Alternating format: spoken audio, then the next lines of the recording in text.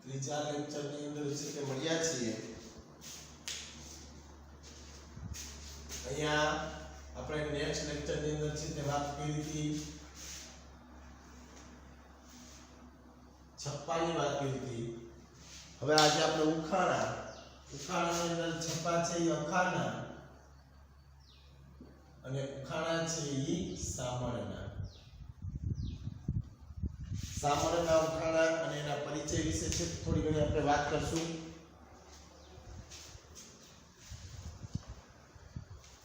મધ્યકાલીન ગુજરાતી સાહિત્યમાં કવિ સામળ સૌથી વધુ લોકપ્રિય પદ્ય વાર્તાકાર છે પદ્ય વાર્તાકાર એટલે શું તો કે ગાઈને તમે નાટક વિદ્યાર્થી મિત્રો જોતા હો તો એની અંદર ગાઈને છે તે કામ કરવાનું હોય ગીત ગાય અને પછી છે વર્ણન કરવાનું હોય કોઈ પણ પાત્રનું એ અભિમન્યુ હોય મહાભારતનો યુધિષ્ઠિર હોય શકુંતલા અથવા ભરત હોય કોઈ પણ પાત્ર લઈ લ્યો એને ગીત દ્વારા છે રજૂ કરવામાં આવતું હોય અમદાવાદના ગોમતીપુર અથવા વેગણપુરના તેઓ વતની હતા સામળ છે તે આખો ક્યાંનો હતો જેતલપુરનો એમ અહીંયા સામળ છે એ ગોમતીપુર અથવા વેગણપુરના વતની છે કથાકારનો તેમનો વ્યવસાય હતો સંસ્કૃત વ્રજ તેમજ ફારસી ભાષા ઉપર તેમનું પ્રભુત્વ હતું વિચાર કરી લો વિદ્યાર્થી મિત્રો નથી ભણેલા છતાં પણ છે આટલી બધી ભાષાઓ છે પોતે જાણે છે સંસ્કૃત પ્રાકૃત તેમજ અપભ્રંશ કાળની કથાઓનો આધાર લઈને તેમણે પદ્ય વાર્તાઓ છે લખી છે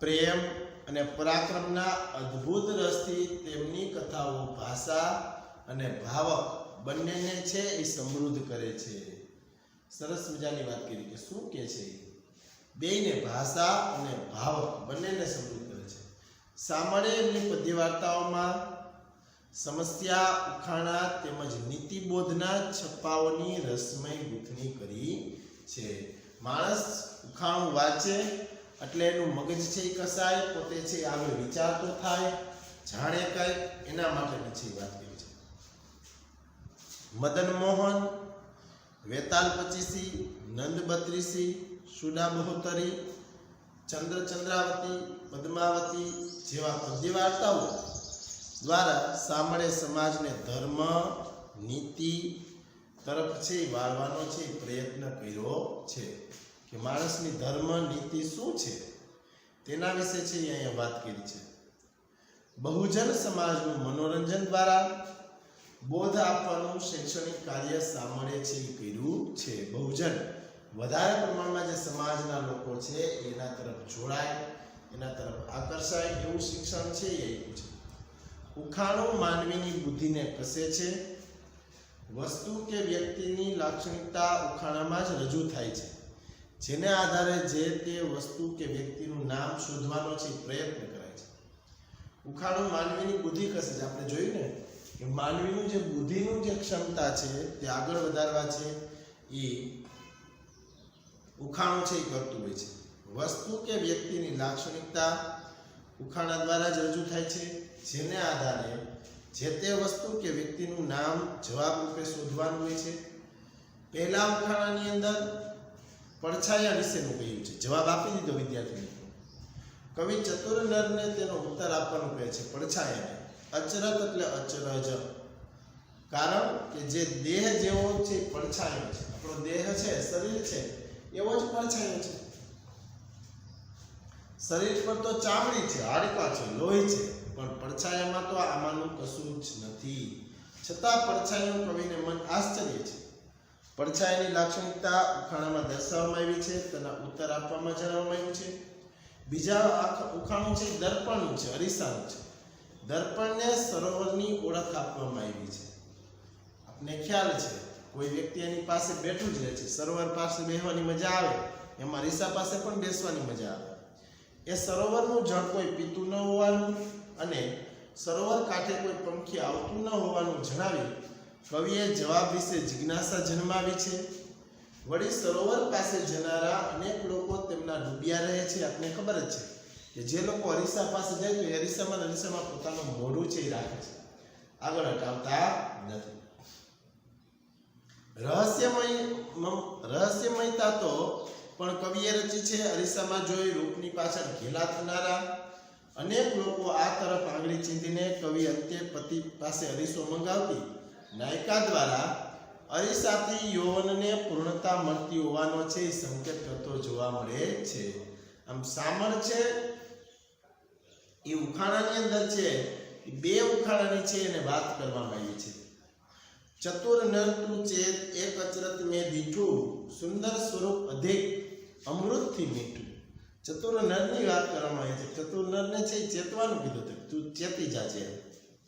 એક અચરત મેં છે એ દીઠું છે, સુંદર રૂપ સ્વરૂપ અધિક અમૃતથી મીઠું. અમૃત એટલે જે અમી આપણે જેને કહીએ છીએ તે, એનાથી પણ છે એ મીઠું છે.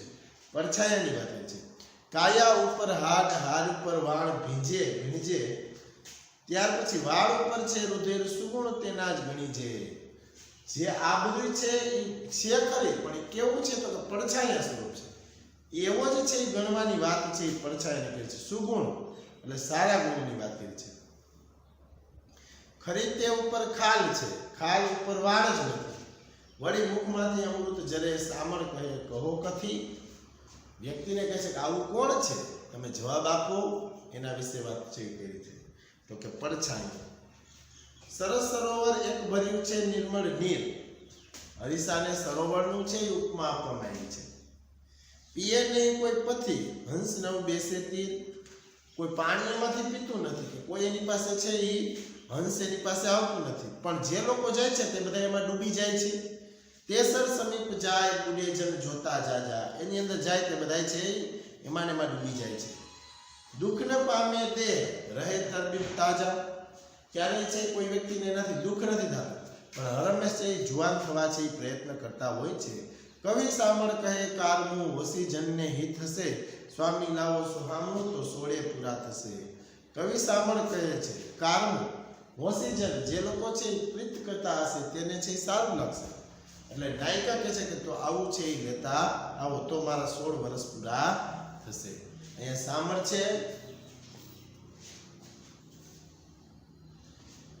સામળેના પોતા છપ્પાની અંદર જે પડછાયાની જે વાત કરી છે અને તે અરીસાની છે એ વાત કરવામાં આવી છે. બે વાત છે એ કરી છે, બે પ્રશ્ન છે એ પૂછવામાં આવ્યા છે કે ઉખાણાની અંદર અને જે છપ્પાની અંદર છે એ કેવી વાત છે કરવામાં આવી હોય છે.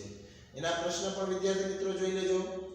કવિએ કયું અચર જોયું, કાયા ઉપર શું રહેલું છે, હંસ કોની પાસે બેસતું નથી, કવિએ સરોવર કોને કહ્યું છે. એક માર્કના જે પ્રશ્નો છે બધા તમને યાદ રહી જાય એવા છે કે કેવા કેવા છે પ્રશ્ન છે એ પૂછાઈ શકે છે.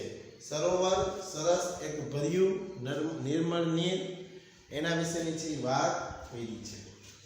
હવે અહીંયા આપણે આ પાઠને પૂરો કરીએ છીએ કાર્યને. હવે આના પછીના લેક્ચરની અંદર જ્યારે મળશું ત્યારે આપણે છે સુંદરીની શોધમાં વિશે છે તે વાત છે એ કરશું.